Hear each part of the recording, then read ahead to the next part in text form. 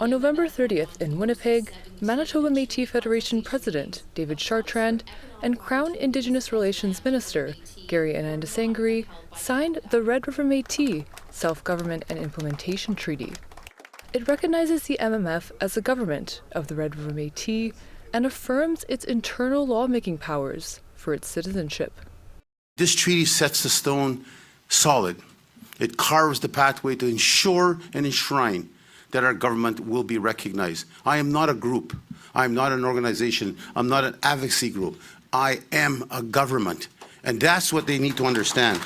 However, on December 2nd, the Dakota Teepee and Chinoopawaakpa First Nations filed an injunction against it. The MMF and the Attorney General of Canada are named as respondents. The Dakotas argue that the treaty is constitutionally invalid and that Canada and the Red River Métis failed to consult them. They demand an injunction prohibiting the MMF from making land and resource claims without consulting them.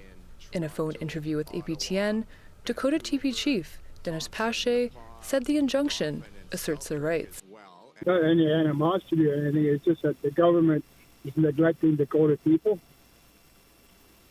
They did give us an apology July 15th of this year, but they've refused to meet with us or are not wanting to work with us to implement what that means. MMF Minister Will Goodon said the Dakota injunction was disappointing and that it asserts a false hierarchy of rights. I think that there's misconceptions out there that that in the Constitution there is a hierarchy, that there is different levels of rights, and different nations have different constitutional rights, which isn't true. The injunction is the second legal action the Dakotas have launched against the MMF this year. On October 11th, Dakota Teepee and Chinoopawaakpa filed a statement of claim against the MMF, Manitoba, and Canada's Attorney General, alleging they were excluded from land and resource consultations. It called for a distinctions-based approach to Indigenous rights. So we were here based on a distinctions-based process of time. Who was here 12,000 years ago, who was here 1,000, who was here, and so forth.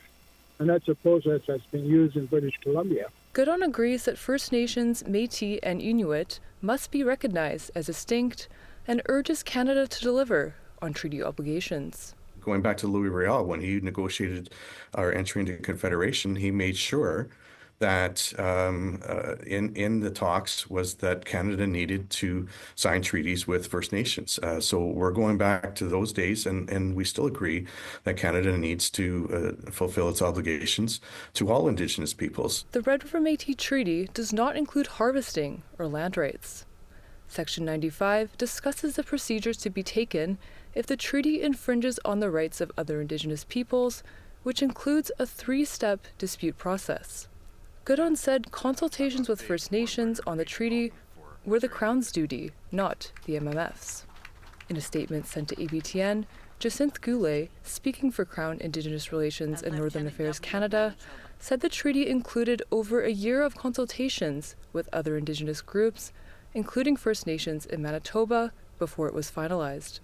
She said Canada is now reviewing the motion. Sierra Bettens, APTN National News, Winnipeg.